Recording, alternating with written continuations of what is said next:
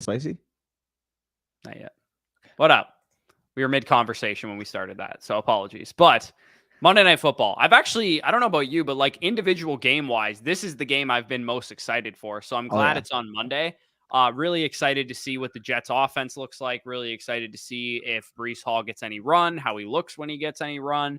The cornerback wide receiver duos will be or duels tonight will be pretty fun to watch. Garrett Wilson versus Trey White, and obviously Stephon Diggs versus Sauce Gardner. And of course, I have Josh Allen and Stephon Diggs in my home Same. league. I'm going to need them to outscore Garrett Wilson by 16 points in order to win my matchup. But it is full PPR. I do have a lot of quarterback accelerators. We get big play bonuses as well. So we get one Diggs Allen bomb touchdown that would probably clinch it for me. Yeah, I mean, for what it's worth, Price says I need 65 from Breece and Diggs.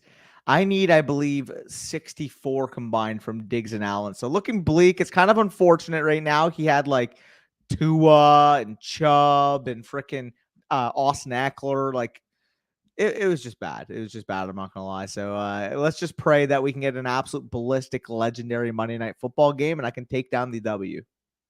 Yeah, that'd be an interesting setup there if you can get a lot of points out of him. I think, I don't know. What do you think? Garrett Wilson up 16 is what Arnold has on me. He's got Diggs and Allen. You think that's doable? So, I mean, if I'm doing the math there, right, like you'd expect the difference between Garrett Wilson and Stephon Diggs on a baseline projection is probably going to be within 3-ish points. Like, Give or let's take. just say for ease sake, they cancel each other out. For ease Even sake, though realistically, Diggs would project better. yeah. So, and then Allen's going to get 16 points. Like, I don't care who he's playing Yeah. against. Allen's going to get Especially, 16. like I said, given the QB, it says I'm a 67% chance of winning, but I don't know, man. The way that my week went so far, like Brandon Ayuk was the only guy on my fantasy team that decided to show up. The rest of the guys literally shit the bed. So the only risk you run into is just Garrett Wilson being like Justin Jefferson. Yeah, that's possible, but I don't know. I think if Wilson hangs a huge game on me, I'm like, whatever. It sucks. I like watching Garrett Wilson do the Lords anyway. So, yep. I was just going to say we get into the first comment from Bobcat. I appreciate that. Would you trade a 2025 second and Noah Fant for Dallas Goedert? At that price, give me Dallas Goedert with ease. Buddy, I've seen some ridiculous shit floating around on the Twitter spaces about how much are these players worth now, and this player's ranked over that player in Dynasty. I would say if you guys, the reason I don't like to play in like 40 Dynasty leagues is because of this time of year when players are coming at a massive discount. If you're in way too many Dynasty leagues, it's impossible to, take advantage of those discounts. And because you just be sending trades for like 4 straight hours. But I will say, I'm going after Drake London right now in Dynasty because people are way overreacting to one game. And I've seen T. Higgins some nonsense about him as well from a redraft and a Dynasty standpoint. And I'll probably cover that stuff in the trade targets. And most of that stuff will apply to both formats because even though Dynasty is supposed to be long-term, people still have that reactive mindset like a redraft player would. So very excited to see the type of deals we can pull off in these coming days for sure. 100%. And stay tuned for this week. We'll be talking some about that. 12-team PPR redraft posted team and tone setters on Discord, but is penny droppable for Kyron Williams or Gus Edwards, I'm assuming. Is Tony droppable for Bourne or Shaheed? Traded Ayuk for Higgins, ? So let's go in order here. So in terms of the first one, I would absolutely prefer those other 2 running backs to Penny. Penny was a healthy scratch. Penny doesn't look like he's going to figure much into this running back rotation. It's going to be Gainwell for now. And if anybody's going to usurp Gainwell in terms of the pecking order, I think it'll be DeAndre Swift. So for me, Penny is basically droppable. I really don't give much about him. Like, unless Gainwell or Swift were to get hurt, this guy's not even going to be active on Sundays. So. Yeah, for what it's worth, I'm looking at his roster right now because he did send it in the Tone Setters Discord, which, by the way, you guys can get access to via flockfantasy.com. And, of course, use the promo code FSE and a Mother Flocker tier member there. He is a 3 wide receiver, 2 flex league. So depth does kind of matter in this type of format. On his bench right now, Penny and Tony are definitely the 2 most droppable players. His other players on his bench are Damian Harris, Jalen Warren, Zach Charbonnet, Rashad Bateman, and then Cameron died. Jeff Wilson and Kyler Murray are his other things. I'll just throw you in the back seat for now. But yeah, I would say for me, knowing that you're in a deeper starting format, I'm I'm okay dropping Tony for Bourne or Shaheed, but honestly, like, you're in a pretty good spot as far as your wide receiver depth is concerned. So I personally might hold on to Tony just for one more game, just to kind of see what happens. I don't think Kendrick Bourne or Rashid Shaheed are guys that people are going to be like rushing to pick up on the waiver wire this week. So it's possible that you can get them, for barely anything or for nothing at all, and people leave them out on the waivers for one more week. But I mean, if you needed the production, which I personally wouldn't say you do, you could definitely make that move. And then Ayuk for Higgins is one that I'm like, I honestly like, I'm really struggling with. The two players that I think are really good trade targets this week, Jahmyr Gibbs and T. Higgins. I asked myself the question, would I trade Brandon Ayuk for these guys straight up?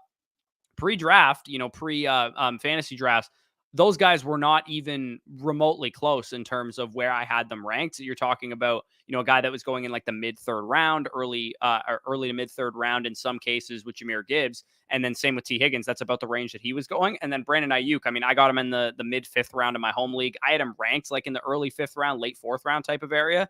But I will say, like, after the Ayuk performance, it has increased kind of my opinion of him, of what his ceiling can end up being this year, especially knowing that Purdy is healthy and Purdy's going to come out and potentially have another, take another step in his career. Because we got to also remember, like, he was a rookie last year. So Brandon Ayuk has this higher ceiling. To answer your question, I think I would probably trade him for Higgins straight up. But knowing the values of the two players at this point in time, you might be able to get something on top of Higgins. If you guys want to trade for T. Higgins or for Jahmyr Gibbs using Brandon Ayuk, what I would suggest you do is try and make a 2 for 2. So if the T. Higgins manager also has, I don't know, Jahmyr Gibbs, or he also, let's say it's even just like a lower ranked player. Let's say Gabe Davis has a down game this week or something, and you wanted to go like Brandon Ayuk and some bench rando running back for T. Higgins and Gabe Davis because you're in need of more wide receiver depth. I think a trade like that is probably something I would be looking to make. I don't know if I would go just straight Brandon Ayuk for Higgins straight up, knowing the market value of the two players right now. Yeah, I mean, for what it's worth, I do think in more competitive leagues that people aren't going to be altering their pre-draft process that much, in my opinion. So for the majority of leagues, like if there's any discrepancy, I'd even still think that T. Higgins would hold some more market value. So for me personally, I would still rather have T. Higgins. It was a bad game, don't get me wrong, but it was a monsoon. It was terrible weather out there in Cleveland. Like the offenses on either side look like a mess. I think Ron actually broke this down, but the two mainly affected weather games of the slate were the Cowboys Giants and were the Browns Bengals, right? And those four quarterbacks ranked in the bottom 6 this week in terms of completion percentage. So that was definitely a factor. The weather definitely affected the offensive efficiency, the offensive output. I believe both of those games hit the over pretty significantly. I know 24-3 is going to hit it significantly. And I believe the Cowboys one was a 44.5 over under, which obviously if you're doing the math, Cowboys 40-0 shutout, the over did not hit in that game. So I do think both offenses are going to be fine in both matchups. And in terms of T. Higgins, he still commanded 8 targets. We still expect this Bengals offense, when it's fully ready to go, fully humming, to be able to be a top 3 to 5 offense in the league. And as much as I like San Francisco and as much as I like Brandon Ayuk, I just simply think the overall passing volume of Cincinnati compared to San Francisco is going to be pretty night and day. Yeah. It's like I said, I would prefer T. Higgins rest of the season, but I think some leagues are reactive enough that Ayuk might actually be worth more on the open market. So you might be able to squeeze a little bit more out of the T. Higgins manager. I put out a poll and I was like, assuming you're equally good at running back and wide receiver, who would you prefer rest of season? Brandon Ayuk or Jahmyr Gibbs? Brandon Ayuk is 50-50 in that poll right now. People are that high on and I'm high on Ayuk as well. I am too.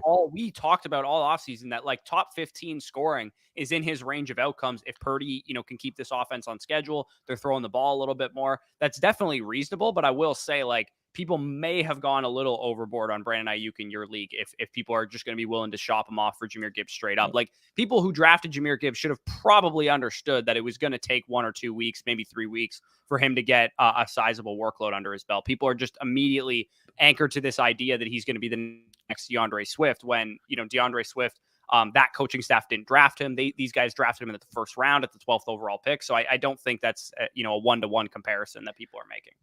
So the question I have for you is, I had Brandon Ayuk ranked as my 41st overall player going into the draft, which was about a mid-4th round pick, which was way higher than consensus had him. Consensus had him as a 6th rounder. We had him as a 4th round pretty much across the board. Now, the question I do have for you is, when you're comparing down the board, are you taking Brandon Ayuk or player X? Brandon Ayuk or DJ Moore? I think I know where you're going to go here. Yeah, that's Ayuk, 100%. Brandon Ayuk or Christian Watson? I would take Ayuk. I liked Ayuk Yep. better pre-draft, so Fair. I would take Ayuk, especially now. You're going to take him over London. Brandon Ayuk or DK Metcalf? That's a real conversation point. I was actually going to ask you this, like, because a lot of the stuff that we talk about in week 1 is like overreactions. What's one thing that you don't think is getting enough pub? And for me, I think it's how bad the Seahawks offense looked. How bad Geno looked. Nobody's really talking about it, and I think it actually is a significant development. Well, for starters, I'm more willing to credit the Rams because I do think the thing that I kept overlooking this offseason, like I thought the Rams might have been a train wreck, like a 4-win, 5-win, maybe a 6-win if they get a little lucky type of team. But I didn't consider how much of a floor raiser it is having a top 10 quarterback when he's healthy, which Matthew Stafford most definitely is, and having a coach like Sean McVay is when he's ready to go, when he has a roster that he can work with. I think that team, like I redid some of my my playoff takes, like if I had to like project it now, and I do have the Rams getting the 6th seed. Like they're a 11 win type team for me. I do think they're better than the Seahawks. I do think that we were giving them miscredit. Not to mention, I do think I would say that's an overreaction personally on the Rams. Really, front. I think they can be frisky. I think they can be like the NFC's version of the Tennessee Titans or something like that. But I personally can't see them winning 10, 11 games. But I wouldn't be shocked if they finish second in the division. Well, that's the thing. The NFC is weak. That's kind of how I get them to 10 or 11 wins. Because realistically, like I would say from a talent perspective, they're probably more so an 8 to 10 win team. So getting 11, I agree, would be a little bit frisky in that regard. But we're painting out the NFC playoff picture right now. We're lower on the Giants. We're lower on the Commanders now. Go to the NFC North. We're about even with where we were with the Packers, maybe a little bit higher. We're definitely lower than we were with the Bears. People thought they could be a potential playoff team. It doesn't look like it. They need a lot to break their way. We're slightly lower on the Vikings potentially too. Yeah, absolutely lower on the Vikings. Slightly higher on the Lions. Slightly higher on the Lions. I think they're going to win that division with ease. I would say that the Falcons and the Saints at this point are probably both teams that should be able to make the playoffs given the rest of the NFC. So now when you're looking at it, there's potentially one spot available, assuming that 2 NFC East teams make it, maybe 2 NFC North teams make it, or maybe 2 NFC South teams make it. Then I'm looking at it, I'm like, okay, well, what's stopping them now? NFC West, like they're playing with the Packers, they're playing with, the Bears of the world, the Vikings of the world, and then their own division, it's them of the Seahawks. And I do think at this current point, given the potential downward trajectory I've seen from Geno in that opening game against a secondary that had no business hanging with those wide receivers, completely turning Geno into a pumpkin, I'm going to trust Stafford there. I'm going to trust Stafford. Yeah, it's 1 week, granted, but Geno Smith did slightly taper off as the season went along last year. It wasn't like he was really good at the beginning of the season, and he kind of did tail off a little bit. So Geno is definitely a risk. I think people just like baked in the fact that he was going to be exactly the same quarterback as he was last year to the like aggressive pricing of DK Metcalf, Tyler Lockett, JSN, especially in best ball leagues. Like those guys were all top 5, 6 round picks. Like you got 3 wide receivers going in the top 5 or 6 rounds. Like, by that logic, we should have been drafting Geno Smith like in the Tua Tagovailoa, Dak Prescott territory. If that's what the logic was behind those. That's where he was going in a lot of drafts, to be honest. Like I've even noticed sometimes in my home league, like he went above Tua in a couple leagues. He went right around where Dak was going in a couple leagues. Like people were kind of like already putting that crown on Geno. And for me, that's why I was kind of always hesitant, because I'm like, okay, the peripherals are there. He looked good last year, but there's just this nagging bug, this nagging feeling that if the ship sails, Geno Smith's not going to be on it. Yeah, no, agreed. So going back up to the questions here, we got Brock says full PPR, need my Garrett Wilson plus Brees versus his James Cook plus 17.5 PPR points. So you need Brees and Garrett Wilson to outscore his James Cook by 17.5. I would put that probably at like a 40% chance of that happening. Yeah, I think you have to give his opponent the favorite because he's up 17.5. That's like a lot of points to overcome. And Brees, we expect to be in maybe a split backfield early on. Plus, James Cook is probably like a 12, 13 point projection. If he gets into the end zone, probably cooked. Like I would probably agree with you if I were to say like let's just give Brees Hall 10 points. I was just gonna say let's give James Cook like 2.5, 3 more points than what we can expect for Brees Hall, give or take. Let's give James Cook 14 points and Brees Hall 11. Okay, so in that case, you need 20.5 from Garrett Wilson. So I do think 40% is about viable in a full PPR, because I would say like his median would be around 16 to 18. So getting to 20, you need some an extra catch or maybe a 2-point conversion or something like that. But I do think 40% is probably a good number to have it at. Yep. Yo, what's going on, Spicy Hot? Spicy? George or Jim. I need 4 points. Damian Harris or Breece Hall. He says full PPR, if that even matters. I mean, it does matter because Breece Hall, if he's not used heavily in between the tackles, there is a good chance that Breece Hall might catch some passes in this game, and Damian Harris is virtually a 0 in the passing game. So I actually would go with Breece Hall just given the fact that it's full PPR. If this was like a standard league or a half PPR league, maybe you make the argument that Damian Harris is guaranteed like 10 to 12 carries or something like that. But I think even if Breece Hall only touches the ball 8 to 12 times in this game, which is kind of what I'm expecting, he can get a couple of those as catches, and that'll help you out a lot in full PPR. Well, I'm assuming the complex here is that you're the reason why you say you need 4 points because you think like Damian Harris is like the safer play. But I would argue that I know more about Breece Hall's workload than I do about Damian Harris's workload working behind James Cook. So yeah, and Damian Harris missed like all of training camp pretty much and most of the preseason. And even though Breece is being eased in, at least we know he'll probably get, like I said, 8 to 12 touches if I had to guess. Smooth Criminal says, yo, what's going on? Need 65 from Breece and Stephon Diggs. Prayers. Boys, what we thinking? I got Diggs left down I hope so, 35, hoping he puts up. I mean, he can do it. It's in his range of outcomes if we're talking full PPR, maybe with some big play bonuses or something. But I will say you're probably looking bad here. Is it a storm up in New York? Do we have a weather report here? Yes. I'll just say it right now. So basically, there was a report for public safety that got issued a few hours ago. It said when you're in the stadium, like make sure you're not walking about because it's going to be heavy wind, heavy rain, everything like that. And based off what we saw literally in MetLife yesterday for Sunday Night Football, I'm assuming it's going to be raining again. So that's not a good look for our passing attack needs. No, I need. Well, I mean, for what it's worth, he does have Garrett Wilson also. So if Garrett Wilson has a bad game, that's possible. Josh Allen, remember when he was drafted? He's got the arm to cut through the rain in Western New York or whatever. So I mean, Aaron Rodgers is a little bit older in age. Maybe he can't get through can't spin it the same in the elements. I can hear Mel Kiper saying that right now. Like, this just sounds like such a Mel Kiper thing to say. Yeah, no, let's look at Josh Allen, quarterback, coming out 6'5", 240 pounds, got the arm talent, that's literally what Kiper was saying. He's got the arm talent, the wizard in Western New York, best arm I've ever seen at the Senior Bowl, Jim Nagy and all those guys. That's exactly how he talks. So, Brock, I need 18 from Diggs, full PPR to win in my league. I mean, good luck. If you guys need a big Diggs performance, the weather not being good is not ideal. Sauce doesn't help either. Yeah, literally. You got sauce plus weather. I'm thinking we might get like a bit of a 10-point stinker from Steph Diggs this week. Yeah. What's good, boys? What's going on, Cole? Drop Sky Moore and Bigsby for Warren, Gainwell, and or Roschon. So if Gainwell's out there, I'd drop Sky Moore for him. Yeah, I would too. And I would also...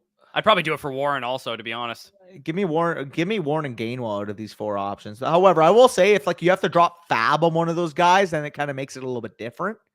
But honestly, even if I had to drop a little bit of Fab, I would drop 20% of my Fab and Sky Moore for Kenneth Gainwell. Yeah, I think I would too. Fuck, man.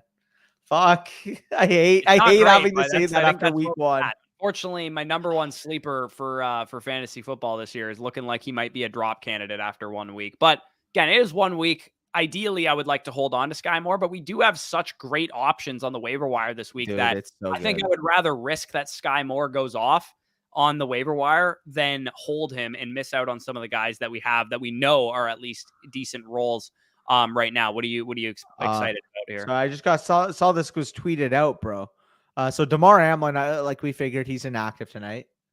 Kaiir Elam is inactive for the Bills. Oh, I saw that. Inactive. Their first round pick from last year is inactive starting night in his 2nd season. Yeah, that's pretty wild, honestly. Man, that's wild. Sorry, I'm looking at somebody always asks here what we're doing as far as like Underdog. By the way, we do have Underdog has a boosted pick'em total with Aaron Rodgers over half total yards. So I'm building out a slip right now. I mean, we get a lot of runs. We get a lot of that stuff. So I'm going to show you guys my entry that I'm building out right now. Of course, we can't play Underdog Fantasy in Ontario, but I'll build this out on FanDuel shortly before the game starts so that I'm putting some skin in the game here. So Aaron Rodgers is obviously the boosted one here. I like Gabe Davis lower 8.85 fantasy points in a half PPR format on it. He has to catch a touchdown to hit this. He just simply doesn't get enough volume. So I'm basically just betting against him getting a touchdown, which obviously is pretty much plus money. He's probably like plus 350 to catch a touchdown. especially in the elements. I like Deontay Hardy to go over 18.5 receiving yards. We got first game for Dalton Kincaid. I don't think he's going to be totally involved in the game plan. And if the weather elements are a factor, give me the guy that's like working short, close to the line of scrimmage. Who was pretty much the starting slot receiver. That one's a little risky. Also like Dalvin Cook over or higher 11.5 rushing attempts, especially with Brees coming in. And that's then also CJ the hedge. Mosley getting those tackles. That Dalvin Cook bet's also the hedge against all the Brees exposure we have too. Big shout out. Yeah, I mean, it's just for this week, honestly. I know. I'm joking around. Yeah, I'd be building it out for Brees against Brees this week for sure. Yeah, absolutely. No, I was just playing around. All jokes aside, though, I do think week 1 that we're gonna see a healthy dose of him. But yeah. Wanye says, "What am I doing with Jahan Dotson, boys? I'm not gonna panic." But Sam Howell and him were in a smash spot against the Cardinals. Sometimes you just miss in a smash spot. Like sometimes players go off in bad matchups, and sometimes players disappoint in good matchups. And real quick, I know like we were talking about, the defensive personnel of the Cardinals, it's so bad, yada, yada, yada. I said that literally word for word on Sunday. But the thing I did discount to a certain degree is it's a defensive head coach. It's his first fucking game. He doesn't want to get embarrassed. He wants to make sure that he leaves at least a good pace in that locker room. Like he's going to make sure that people are on time, ready, fucking responsible. And for what it's worth, with such a talent deficit that the Cardinals were working at, the fact that they were able to keep that game close, 4-point game against a Washington team that we were hyping up. A lot of people were thinking that could potentially, be a contender for the NFC playoffs this year.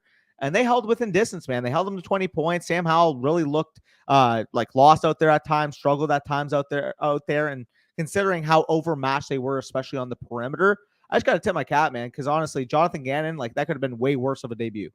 Yeah, I mean, it's Sam Howell's second career start also is the thing to keep in mind with Jahan Dotson. Like this dude does not have a lot of experience. So Jahan Dotson, maybe leave him out of your lineup for the time being and see kind of depending on your other options. But I'm willing to, to go back into the Jahan Dotson, hitch my bag to his wagon or whatever. Like I don't think he's in a bad spot going forward. Sup, folks? 10-9. What are we doing here? Thoughts on Garrett Wilson over 67 yards and to score a touchdown.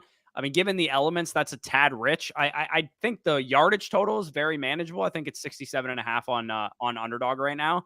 Scoring a touchdown, I think they might stick to the run game in the red zone if the weather's a little janky right now. I would say that anytime touchdown bets are a lot better spent on the running backs, Dalvin Cook and Brees Hall. For the record, so I looked into this because right now in my redraft leagues, I don't play in a single kicker or defense league. So I'm like, people are all complaining about the Cowboys' defensive performance. Let me just see how fucked up it was. In a normal defense scoring setting league, the Cowboys defense scored 40 fucking points. 40. Oh, this is why you don't play with defenses because they outscored Tyreek Hill pretty much or matched his scoring. Also, I think somebody messaged me and they were like, how do you have the Commanders defense at 5? I think I had in my defensive rankings. I had the Eagles defense and the Cowboys defense higher. Because I was like, I think they're just better defenses, to be honest. Yeah. That was my reasoning. And the Eagles scored a defensive touchdown. Darius Slay had a pick 6. And then also obviously the Cowboys just did their thing there as well. So I feel pretty good about that one.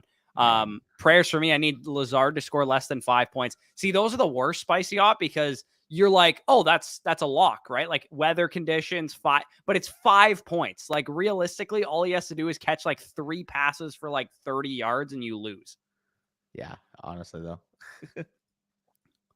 I'm tied with my league mate. He has Dalvin Cook left and I have Diggs. I'll take that. Yeah, I mean, it would really suck if you lost this one, Carlos. To Dalvin Cook punching in getting his fat ass falling ass backwards into the end zone and Diggs getting locked up by Sauce Gardner, but that would be a devastating loss for sure. I had Deontay and Dobbins this week and Ayuk on my bench. Oof. Brock is down bad there. Deontay, has anybody heard anything about his health status, about his hamstring injury? I haven't really heard anything. We did actually hear your boy, your number one waiver ad from earlier in the day. It sounds like Austin Eckler is dealing with like an ankle injury, which is Big time news for the Kelly. ageist in me is starting to thank my lucky stars. I was lower on Austin Eckler and lower on Travis Kelce and lower on Cooper Kupp because these older players are starting to deal with injuries, and it's making me nervous. It just so happens that I have to play the Austin Eckler owner in week 1, and then this gets announced after he has 27 PPR points. So shout out there for him absolutely ripping me one apart and then just folding, I guess. But with that being said, we may as well upgrade it. Like, I already had Kelly as my number 1 waiver. Let's be honest here. If we hear any news that Austin Eckler is not practicing this week and Josh Kelly can be the RB1 for the Chargers going into week 2, he's the number 1 claim, man. Like, he's going to be a top 15 overall running back for me. Yeah, I still wouldn't put him number 1. I would still rather have Gus Edwards. Really? But I would put him up there, right there with Puka Nacua as like number 2, number 3 kind of area. I'd rather have him than Kyron Williams. I would rather have him than some of the other guys that we talked about, Zay Jones and guys like that. I'm a little hesitant on Josh Kelly. I think that it could possibly be a little bit more of a committee if Austin Eckler is out. And not that I think Isaiah Spiller is anything special. I just don't think they're going to entrust Josh Kelly with like a massive workload. Yeah, no, that is fair. We got a couple super chats here. Trade Christian Kirk for Nico Collins, drop Cousins for Purdy. So in terms of the first one, Kirk for Collins, given the capital you spent on Kirk, I don't think it's I don't think it's that point where you can drop him quite yet. However, do you have any other options? Because I definitely want to be rostering Nico Collins. I'm just not going to make do with Christian Kirk to do so. Yeah, I would keep Christian Kirk for sure in that trade, and I would rather have Cousins than Purdy. It's a trade. My fault. I thought you were talking about a waiver. Okay, fair enough. I thought that was a waiver for a second. Bernard sent a super sticker. If you have a comment, feel free to leave it. He says he meant Josh Kelly. Where's the original comment? I don't see it there. Feel free to comment it again, okay? Yeah, Bush is like frozen spicy. Don't worry. Yeah, I'm looking for his comment. I don't actually see it. Actually, sir. Fair. Yeah, Bush, your Wi-Fi right now is just absolutely shit in the bed. Bush, you're like frozen for me. What's going on? You're like frozen for me. Yeah, I'll backseat. Okay. I'll answer some. Corey will figure out with his Wi-Fi right now, and we'll get going. I know I asked earlier about replacing Dobbins, and you mentioned Kyron Williams, but Eckler might have an ankle injury. Should I pick up Keenan Allen? Pick up Keenan Allen? Oh, you meant Josh Kelly. Okay. Should I pick up Josh Kelly? Also, someone asked me to trade Ayuk for Algier. So for the first one, I would personally pick up Josh Kelly here, especially if Austin Eckler is missing time. With the information that we have at hand right now, Austin Eckler is set to miss practice this week. And if Josh Kelly is going to be entering that next upcoming week as the running back 1, I'm absolutely going to pick him up over Kyron Williams. I just think the upside in that offense is far too high. In terms of the other one, definitely do not trade Brandon Ayuk for Tyler Algier. Please tell me you won't do that. Just promise me. Just promise me you won't do that. Do not do that. Sounds like Corey's is getting a little better now. Yeah, did you reboot StreamYard? Am I still lagging? I can swap over to something different if I am. I hear you right now, but your frame is like very, very laggy behind. Like right back. Yeah. You handle the questions for the time being. Okay. Sounds good. Now where did we leave off as a question? Did you keep an eye on that, Spicy? What's up, boys? Real quick. How far got Allen? Okay. Yeah. Let me know. We left off at 7:19. Brock. He said I had Deontay and Dobbins this week. Got you. Okay. 7:19 Brock. Where is that? 7:18 Brock. I had Deontay and Dobbins. Okay. Bet. And I started Drake London with Brandon Ayuk on the bench. That is pain there, Jonathan. That's pain.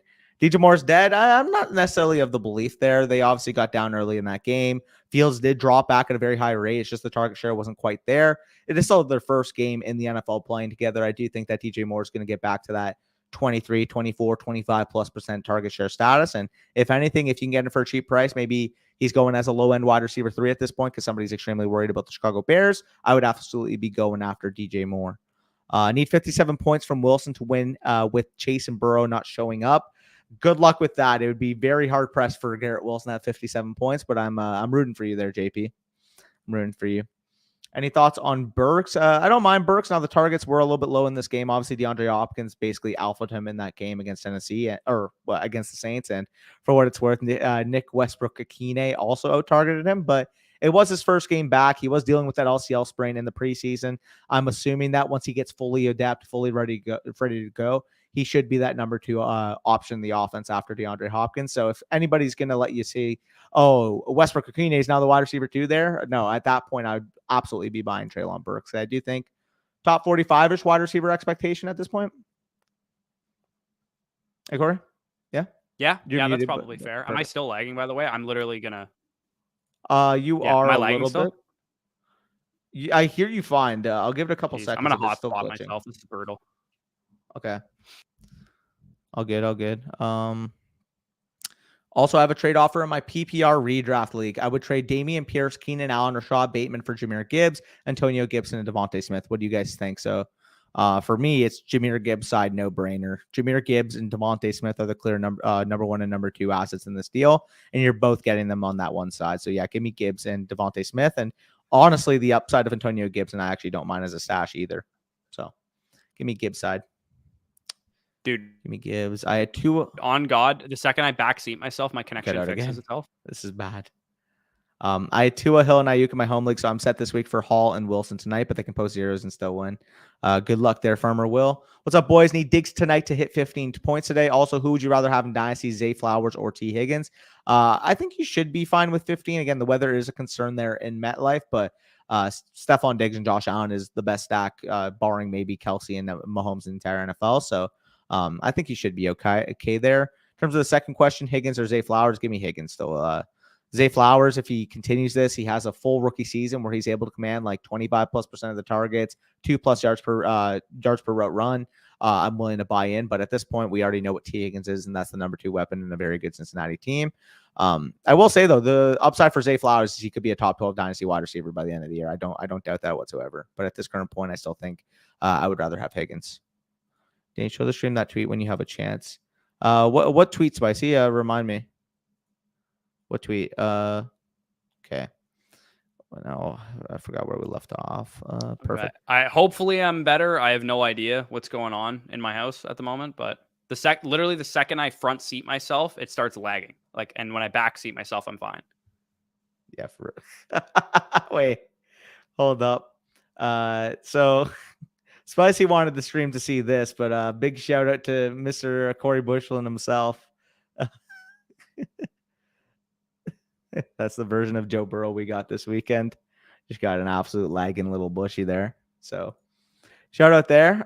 Bush is still figuring it out in the back, so I'll handle some more of the questions. Sup, boys? Sup, Pionio? Trade Josh Allen and St. Brown for Burrow and Chase redraft thoughts. Yeah, give me Burrow and Chase here personally. As much as I love Josh Allen, I think A, getting the stack, and B, getting the upgrade from St. Brown to Chase, assuming this is a single quarterback league, is worth it. If it's a 2 quarterback league, super flex league, give me the Josh Allen side. But because this is a 1 quarterback, I'm assuming, definitely give me the stack there. Started finessing this dynasty because I'm in leagues with other degens. Yeah, for real, Brock. Up by 25, opponent has Josh Allen. I pray for your sanity tonight because guess what? You're going to be going through that game. You're going to be puckered up. You're not going to know what to expect because it's tough, man. Cheering against Josh Allen in this type of spot is definitely not a fun place to be. Definitely not a fun place to be. Even if you end up winning by 1 or 2 points, it's not going to feel too great. And Corey looks a good amount better. It's still a little bit blurry, but I hot spotted myself, so we'll see if this fixes anything. Yeah, let's hope so. Down 4 and got Allen. I'm chilling there. Yeah, you're chilling there for sure. So you have where we left off. You look fine now. So just start at mono, and I'll see if we have any supers. Where do we leave? Okay, I see it right there. I just clicked it. Yep. I'm lagging still. I think you are. Oh, you sounded fine to me, but that's okay. I'll just handle the stream for now. Apologies to those watching. Of course, it has to happen right now. Trust me, it's happened to myself as well. So I feel that. Should field owners be concerned in Dynasty that O-line was horrible, plus the play calling was a bit questionable? I would say in terms of concern, not necessarily. I still think, he's a clear top 15 overall asset, but I will say this was part of my biggest gripe with taking him in the first round is that simply because the other quarterbacks in the first round are proven superstars. So the bags that I had with Fields and Dynasty, I typically tried to up tier. So whether I can get to Lamar Jackson, Jalen Hurts, Trevor Lawrence, I would be able to do so. But he still got the upside to legitimately be a top 5 overall Dynasty startup pick. It's just he needs to figure it out as a passer. If he doesn't figure it out as a passer, I am a little bit concerned about his long-term viability. But I do think that at this current point, I'm willing to write off a game. Talking about Fields and Dynasty. Yeah. I'm not really that concerned about Fields, to be honest. Yeah.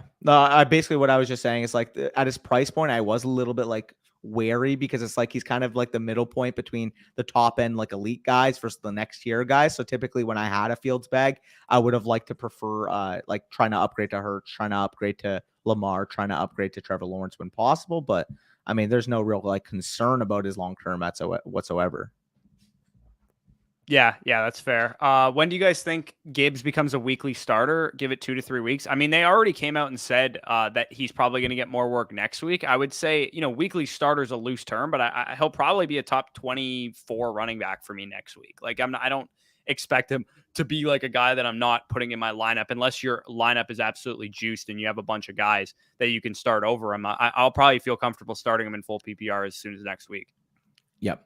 By the way, Rob makes a great point. I'm going to quickly stick to. So 150 viewers, only 26 likes right now. Come on, guys. I understand Bush is back now. He's ready to go. We're ready to fire off these start sits. The least you can do, especially if we answer your question, is hit that like button. And of course, if you're new to the channel, as always, make sure you help us on our road to 35,000 subscribers. We're at about 34.2 right now. Who knows? Maybe we can get there by next Sunday. Hopefully you guys can contribute to the cause. Yeah, I mean, I don't blame you guys for not liking this stream. I've been fucking back and forth all the time. So this one, I'll give you a pass for not liking, but the future ones for sure. Yeah, definitely like those. A team having 40 and the over not hitting is clowning. Yeah, that's actually crazy that the Cowboys scored 40 points and the under hit on that game. Also crazy is that the Cowboys scored 40 points and CeeDee Lamb anytime touchdown did not hit for me when I had a bet on it. It was unbelievable. They scored what?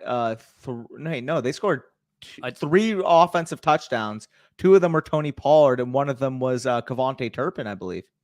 Yeah, I'm gonna feel real bad too this week if Josh Allen shits the bed and Tony Pollard, who I passed on for Josh Allen to get the stack with Stephon Diggs in a QB accelerated league, snapped and looks like he could be like a high-end RB1 the rest of the year. You made the right process pick. Now, for what it's worth in my home league, I do have Diggs, Allen, and Tony, so I'm so fucking thankful for that. But I don't necessarily know that I made the right process pick. Let me just say that because I think Josh Allen is worth that pick given the scoring settings of my league. The mid-second rounder that I spent on him. But knowing that I could have gotten Deshaun Watson in the 9th round, does that sway you in any other way? Like, I mean, Burrow, Lawrence, Lamar, like those guys went really high. Like Herbert went at the 4-1, Lamar went in the early 3rd round, like as they should in that type of scoring format.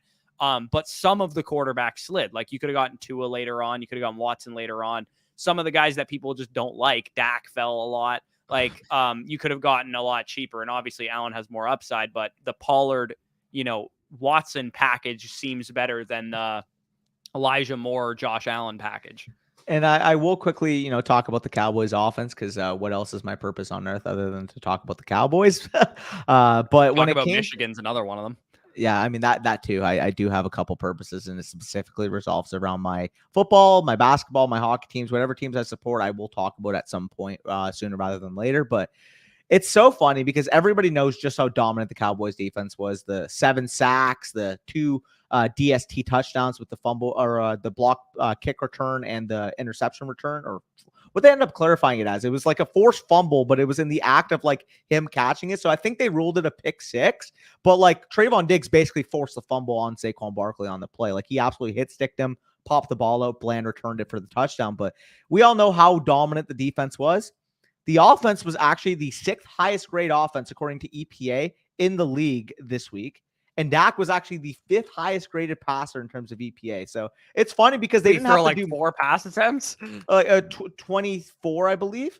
But it was so funny because it's like on the face surface level, like the offense that didn't have to do much, which they didn't have to do much, let's be honest. But when they actually were on the field, like they were moving the ball well, they were efficient, they were like really high up there in terms of success rate per play. Like it was an efficient offense. It's just nobody's talking about the offense because of how fucking dominant the defense was.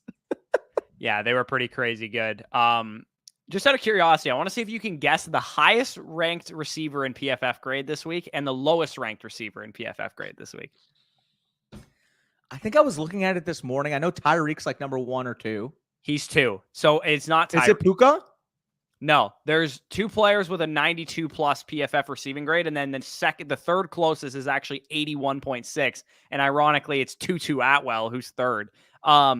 But there's 2 guys over 92, and one of them is Tyreek Hill, and the other guy is not. The lowest one's Kadarius Toney. I know that he had like the worst the lowest one is in ever. fact Kadarius Toney. He had the worst recorded grade I think since 2018. Sam Monson said, or one of the PFF guys said. 31.4 is what he had. 29.7 overall grade, 31.4 receiving grade. Now, because you said the receiver got a 92 point, give me a hint. Like, is it like a young player? Probably. Yeah, it's a player that we really liked, and for what it's worth, his blocking grade was in the 90s, so that should give it away. No. Like a high selected pick? Yeah. Why? Someone's saying Calvin Ridley. It's not Calvin Ridley. It's Ayuk. Oh, Ayuk. Duh. I'm dumb. Ayuk had a monster game, so that figures. Anyways, I haven't looked at the PFF grades yet, so that's why I was just looking him over there. Quick note, the PFF grades sometimes actually baffle my mind. Guess what they give? They gave Tony Pollard a grade after 2 touchdowns and 5 yards per carry in the game. Guess what Tony Pollard's grade was? I don't even see him in the top 50 right now.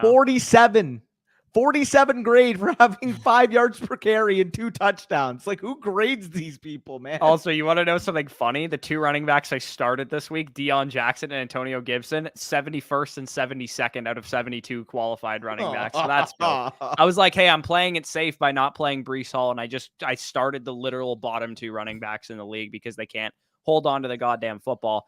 Cook up a showdown lineup for the boys. I wish we could play, DraftKings and Underdog and all those contests, but we cannot. Sadly. I'm trying to send Montgomery and Ayuk for Amon-Ra St. Brown right now. Yeah, that would be an excellent move if you can get that done. Perfect, like 2-for-1 sell high on those type of guys. Should I drop Kirk Cousins for Purdy or Love? I think we already answered this. If you have Justin Jefferson, I would definitely hold on to Kirk Cousins. Yeah. If you didn't have Jefferson, honest to God, I think I would put Purdy in like the high-end quarterback 2 area, to be honest. I would still have Purdy yet. I would still prefer Kirk Cousins. The Vikings literally led all offenses in neutral pass rate. Like, they're just going to throw so much. I understand like wanting to drop like a Geno or something like that. That's what I'm referring to. Kirk Cousins, I think he's a slight tier above those guys. Yeah, I would rather have Cousins, don't get me wrong, but once you get into like the A-Rods, the Genos, especially like the Derek Carrs, I would easily have Purdy over like Derek Carr, but Russell Wilson's, like, I think you can make a claim right now that rest of season redraft, based on what Brock Purdy showed in week 1, you could pretty much consider him like a mid-end quarterback 2, maybe fringe top 15 guy. Yeah, and I remember you called me nuts for not trading away Brock Purdy in Dynasty because AJ offered me Geno, and I'm like, I don't believe in Geno, man. And in Brock Purdy, the ceiling of value-wise is way higher because he's a 23-year-old or 22-year-old quarterback, right? With Shanahan. Dude, this guy, if he starts this whole season and has like a Pro Bowl caliber year, we're talking about a guy that's legitimately going to be like a 3rd or a 4th round startup pick. Even though he's not the highest ceiling quarterback in the world, he has the weapons and the talent around him, and he's obviously very good in his own right to be able to be insulated for like a perfect QB2 in a Superflex Dynasty league. Yeah, and I mean, like, I will say, like, to a certain degree, I was giving like a little bit more personal bias when it came to Brock Purdy. I don't think he's like a great quarterback, but at the same time, I disagree. I think he is a really good quarterback. He's a solid quarterback. I think he could be like a Kirk Cousins level quarterback, is what I think he might end up being a lot better than Kirk Cousins. Really? Okay. Yeah. So it just depends. Dude, this is like his 7th start or his 9th start or whatever. How many starts he's like? This is not normal for quarterbacks to do this. No, he's playing well. Don't get me wrong. At the same time, though, I do think like his traits will limit him from being like a consensus top 5 guy. Like maybe like if he hits a top 8 season, give or take, because of the lack of think he can have multiple top 8 seasons with the weapons that he currently has around him. Yes. Fair. Okay. Fair enough. He was top 12 quarterback in points per game anytime he started games last year. With that being said, though, like I was lower on him, and I do think that I have to give him some kudos because he does have a good hold on the job security. He is a team captain. He's going to be the starting quarterback at least for the next few years. Like I'm not concerned in that regard anymore. Yeah. I'm a fan of the Rams and thought they would be trash. Yeah. How about them Browns? Yeah, I was fucking dead wrong about that one, dude. That was a brutal take. My lock of the week being the Cincinnati Bengals. I was like, hey, this is just like the narrative of like, you know, the Cowboys can't win in the playoffs or whatever when the Bucs were like favored or whatever in that game, or it was like a 1-point spread or whatever it was. I thought the Bengals would go in and clean the Browns' clocks in that game, and they got destroyed. and whether the Bengals have like 6 first downs or something like that. It was brutal. So, the Browns, kudos to them. Their defense played outstanding. Offense still had some issues outside of Nick Chubb. Watson didn't play the greatest, but their weather was pretty bad. So. Well, that's another thing, right? Like the weather was so bad that I don't really think we can take much away because, I mean, for what it's worth, we saw the mobility about Deshaun Watson back, had like 45 rushing yards, a rushing touchdown. We saw that type of game back. If he reclaims that passing efficiency that we saw in 2020, like Amari Cooper, I know he dealt, I believe, with some lower body issues, like classic Amari Cooper style issues. I think he will be fine, and he could be like a legit wide receiver too. Elijah Moore showed with Amari Cooper in and out of the lineup in this game that he could be a legitimate 7-8 target hog for what could be a potentially above average, if not elite quarterback with Deshaun Watson coming back.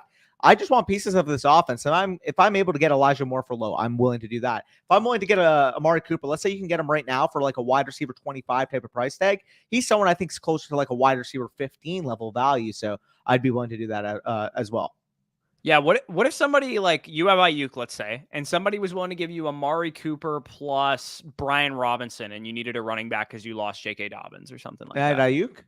Yeah, so it was you had Ayuk. You sell Ayuk for Amari Cooper and Brian Robinson, or Amari Cooper and Gabe Davis if he has a week game. Like just somebody in that kind of like 8th to 10th round area that's like valuable, but not a huge needle mover.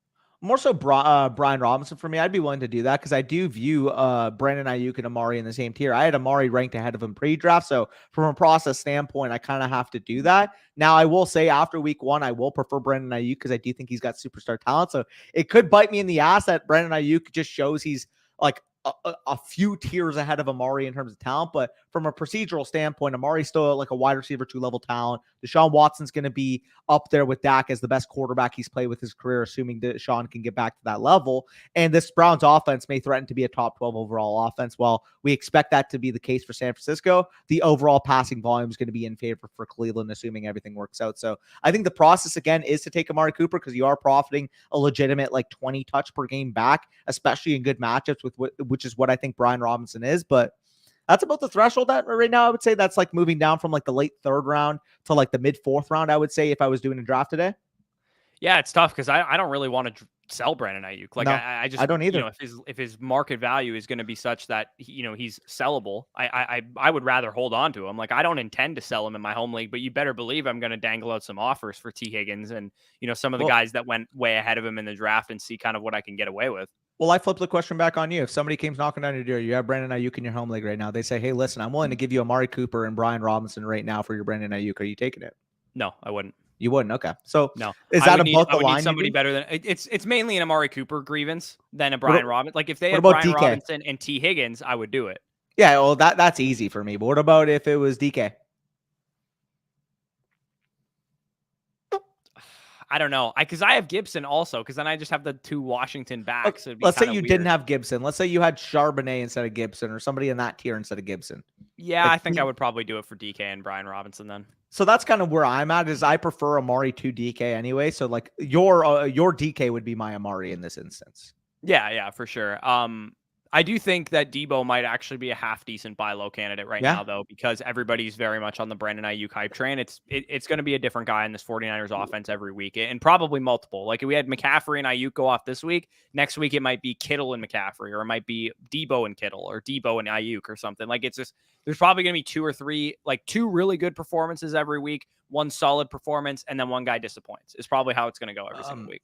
Well, to mention last year, obviously, Debo was dealing with injuries in this process, but I believe last year in the games that Brock Purdy started, like Debo was in fact the lead target, averaging about 7 targets per game in that stretch. So I do think that there's not going to be room for all these guys to pop off on a week-to-week basis. Obviously, Brandon Ayuk had a super smash day. Christian McCaffrey, super smash day, but Kittle and Debo were the ones kind of left behind this week. I think 2 of those guys per week are going to go off, and 2 of them are kind of being left holding the bag. It's just kind of going to be tough to decide which one is which on any given week.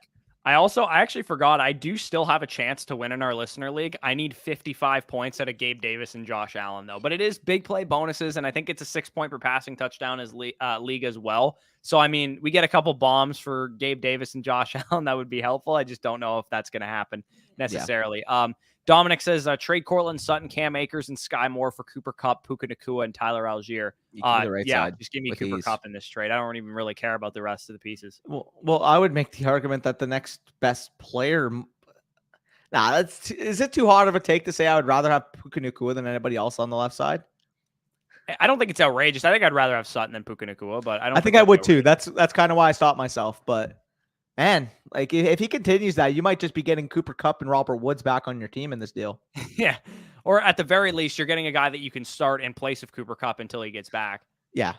No. Yeah, how about the Raiders leading the West, dude? How about the Bucs leading the South, baby? Let's go. I thought I was going to end up being a Jets fan for this season because I'm hoping my Buccaneers tank, and I am still kind of hoping that that's the case because I don't really believe in Baker Mayfield, but he looked pretty good yesterday. He had like a decent performance. If Rashad White wasn't dog shit, we actually probably would have scored a lot more points, but not bad for the Buccaneers.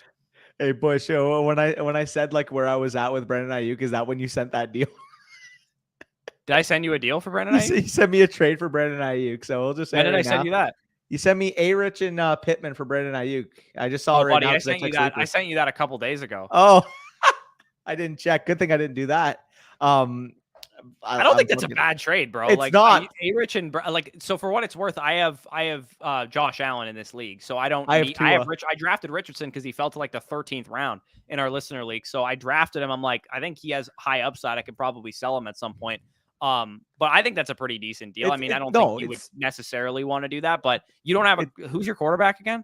Well, it's not bad, but it's Tua, and Tua looks fucking okay. So you have Tua. For some reason, I thought you had like Dak or something, or somebody like a little bit where I personally would prefer Tua rest of the season to Dak. I think I don't hate it. They are literally a top 3 team in terms of neutral pass rate. So while we're still projecting the Cowboys because we don't exactly know what their offense is going to look like in a non-blowout game script. At this point, we know what the Miami Dolphins offense is going to look like. It's going to look fast-paced. It's going to be a lot of passes to the outside, to their playmakers in space. And, quite frankly, if you're just to remove the quarterback from an offensive passing situation, the Dolphins probably have the best one in the league with Tua, or not with Tua, with Tyreek, with Waddle, with Raheem Mostert, the speed element that they have on that offense. Yeah, and make sure if Devon Achane gets dropped in your league, make sure you stash him on the end of your bench because if he works into this backfield at any point, he has a chance to be really good in that situation. Seahawks will be fine, Brock saying. I don't think I'm like, selling on the Seahawks right now, but I am a little concerned from what I saw. I would say more so than most other teams. I was more concerned with what I saw from the Seahawks than I was from obviously I'm not concerned about the Bengals or some of the teams that struggled in week 1, even like the Vikings, like they didn't win against the Buccaneers, but I'm not really concerned about them. Brunil says, what's up guys? Should I drop Elijah Mitchell for Puka Nacua? If you need a player to throw into your lineup, I'm okay doing it. But honestly, I think if you're just stashing a guy at the end of your bench, I would prefer Elijah Mitchell. And it looks like you're a 49ers fan. So I think I would probably just hold Elijah unless you need somebody this week. If you're in like a 3 wide receiver, 2 flex league, 3 wide receiver, 3 flex league, like super deep league format, and you need someone to enter your lineup, I don't hate it. However, if you're in a shallower league format and you want to stash that upside at running back, we just saw how valuable the CMC role is for the 49ers. Now, do I think Elijah Mitchell is going to absorb the CMC role if something were to happen to CMC? No. I think somebody's going to supplement in the receiving game. I don't think he's going to have, a 27 opportunity per game workload. But CMC is still a 27-year-old running back. If Elijah Mitchell absorbs 75, 80% of that work, that's already a top 12 to 15 running back because CMC's workload right now is already so untouchable that even if you took away a few of those opportunities, 4 or 5 of those opportunities, you're still at about 21, 22 on that 49ers offense. Yeah, and if I were you guys trying to make like a trade, like a 2-for-1 trade, and you wanted like a sweetener on top of, let's say you have Brandon Ayuk and you're going after T. Higgins right now, and the guy is Elijah Mitchell sitting on his bench, he's a perfect trade target right now because he ain't valuable yet, but how many times do I see Christian McCaffrey get 27 touches? Probably not too many because I really don't trust that guy's ability to hold up to 27 touches a game for 17 games. And people are so focused, right, on like these incremental little gains of value. Sometimes getting players with huge implied value is way more value. Now, what does that mean? What does implied value represent? Implied value basically is they're not really meaningful to your roster right now. But in a given circumstance, if something happens, whether that's injury, whether that's a benching, whether that's a young player emerging, their ceiling is way higher than their current valuation. So in Elijah Mitchell's case, he's not very valuable right now. Like we saw, he had like 6 or 7 touches, clearly worked behind CMC, isn't really startable in formats right now. But if CMC were to miss time, I'm telling you right now, myself and Corey, I won't speak for you. I'll speak for myself here. If CMC was out tomorrow and we knew Elijah Mitchell was the RB1 for the 49ers going into next week, he would be a top 8 to 10 running back in my rankings with ease. Yeah. And I would also drop every last dime of fab on him if he were to be on the waiver wire in some leagues, which he might be. If we go 2 more weeks and CMC keeps scorching the earth, there's going to be people that drop Elijah Mitchell for other waiver ads, and he's the perfect guy to stash at the end of your bench if you already have a good starting lineup. So Spicy says, we'll answer a couple more, and then the game's probably going to be starting here soon. So Spicy says, Brock, how about AR? And Brock says, I'm happy with how AR played. I think he definitely looked we're seeing kind of the whole idea that these mobile quarterbacks that can run, it raises their floor of what they're capable of doing in an offense where, Pittman's a good receiver, Josh Downs a good receiver, Alec Pierce is a good receiver, but Richardson doesn't have a superstar cast of players around him, but he kind of made up for it with the fact that he's able to run a little bit. And even though I will say Bryce Young and CJ Stroud have worse supporting casts, I think Anthony Richardson was able to do more in his first game. It's early, and I still think Bryce Young will end up being the better quarterback, but Anthony Richardson played quite well, I will say. Yeah, no, he looked really, really good. He held bat with Trevor Lawrence in that Jaguars offense for at least the first few quarters. I know the Jaguars kind of got off to that lead at the end of the game, ended up winning, I think, 31-21 was the final score. It's a good team, man. That's very good. Stuck with a good team for the rest. 10-11 win team too. Yeah, no, I agree there. For the record, so this actually just got tweeted. So last year in 2022, fun fact. So when Dak was healthy on the Cowboys, 26.4% play action percentage on his passes. Yesterday, very small sample, so can't project it fully, but 41 plus percent of his passes were off of play action yesterday. So that could be a little schematic change to wonder. I do think the hot rate on those plays is obviously going to be CeeDee Lamb. So we'll see what it looks like, but I just wanted to bring that up because it crossed my screen.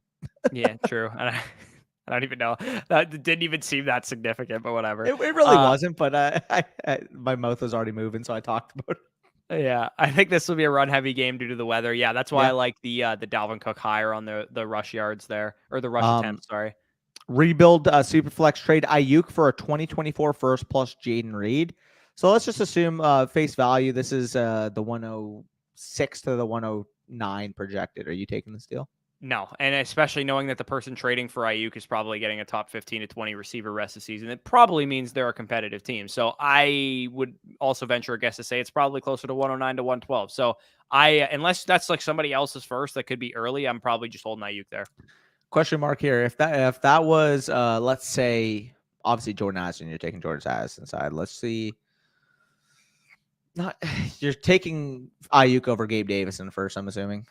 Oh yeah, easily. Let's say this was Ayuk in a second for Zay Flowers in a first. Which side are you taking? Ayuk in the second. Really? Yeah. I'd take Zay in the first. I wouldn't. I would take Ayuk in the second. I would probably, honestly, to go off of Ayuk plus a first, I would probably need. I'm trying to think what receiver would be in that vicinity. Like Jahan, not quite Jahan Dotson. I'd probably need I would take Flowers over Dotson right now. Dynasty. That's wild. I would not do that. As much as I love Dotson, bro, Flowers in week 1 had he 45% great, dude, don't get me wrong, share. But I think it's at least they're comparable. I don't think it's outrageous to say that you would take Zay Flowers over Jahan Dotson, but I still think Jahan Dotson's the better receiver. I would say they're pretty comparable as prospects for the most part. I had Dotson quite a bit rated higher. Okay, for me, they were both late first, early second round type of guys. Both got picked in the top 22 of their draft. I had a mid one on Jahan Dotson and an early 2 on Zay Flowers. So so there was a big difference for you. Levels of prospect for me. Fair enough. Yeah, I honestly think there's a scenario where if Zay Flowers keeps doing what he's doing right now, he could be a top 12 wide receiver in Dynasty by the end of the year. Yeah, it'd be crazy, but he absolutely has that in his range of outcomes. I'm impressed with how he's moving, man. He just looks like he's at a different speed level than everybody else out there. Yeah. It's when you watch Bijan carry the ball and he's just making everybody miss, it's kind of like how Zay Flowers looks in open space right now. To a certain degree, obviously the way that they win after the catch is different, but it does kind of remind me, though, the way they were using him, around the line of scrimmage, get the ball in his hands, let him just create after the catch. Kind of had like a Debo feel to it, the way Monken was kind of using him. Yeah. Yeah, so definitely makes some sense there. So, Andrew, good way to close this out. He says, hit the like, smash the sub, and pound the bell. Yes, sir. Definitely do that. Rattle off a couple more, and then we'll probably sign off here. I hope Allen and Diggs don't sell, Bush. Do you play Debo? Yeah. Don't go. I don't play him. I play Arnold this week. So, so but he's a Bills fan, so he wants to take Diggs Allen not to sell. So, and for what it's worth, I'm assuming because Arnie won last year, no, in your league. No, he didn't. No, win. he didn't. He had he should have won, dude. He had like Ramondre Stevenson, Josh Jacobs, Diggs, like Amon-Ra. His team's unreal, but he got bounced in the second round of the playoffs. I want to say that sounds like me in like 90% of my leagues last year. I knew you were gonna say that. I knew that was gonna come out of your mouth. Don't you mean Todd Monkey? You got it. Yeah. Anyways, quick couple more questions, then we'll get out of here. Algier or Gainwell, full PPR, both are on waivers, and I have Bijan. Bijan is Gainwell. Yeah, I mean, I'd just rather have Gainwell. It's more upside for your team. Can you drop Rashad Bateman? No. Would you rather have Puka Nacua right now or Rashad Bateman? Probably Puka, but I wouldn't drop Bateman. Yeah, I would say it depends. Like, what if it's a shallow league, 10-team league? You know, okay, shallow 5 bench spots or whatever. Shallow league, sure. It's 2 flex, 1 wide receiver, 5 bench spots. And if you feel like you can get better upside than Bateman, so be it. But while it does suck right now that he is working in as a 3rd wide receiver, I do think once Andrews is back, they're going to lean on the pass a lot more, especially with J.K. Dobbins, obviously, of course, dealing with that torn Achilles now. Rest in peace to all of our stock of him. I do think that Rashad Bateman is going to work in as the wide receiver 3. He's still going to have some flash weeks. And by the end of the season, I even think by the mid of the season, he's going to be able to usurp Odell Beckham on the depth chart because he's an older player. Didn't really look too efficient in that game against Houston. I do think that Bateman has the opportunity to work as number 2. Obviously, less than what I expected coming into the year because I didn't think Zay would just go out and be like the for sure firepower. He just cooked in his first game, which really shocked me. I thought we were going to see, Bateman and Beckham probably worth a little bit more. So Spicy's showing us that the game has started. So we will head out of here. Last question. Andrew says, Elijah Mitchell for Gainwell. If you need the production, go after Gainwell. Hold Mitchell if you do not need the production. So appreciate you guys for joining us. Apologies if we did not get to your questions. Of course, we'll be live again on Thursday, on Saturday for the Flock Fantasy only live stream, and then again on Sunday so you can get your questions answered over there. But yeah, enjoy the game. Go Jets. I want the Jets to win, but we need some points from Josh Allen and Stephon Diggs here. So we're hoping for that. Yes, sir. And you guys enjoy the game, and we'll see you back on Thursday. Take care.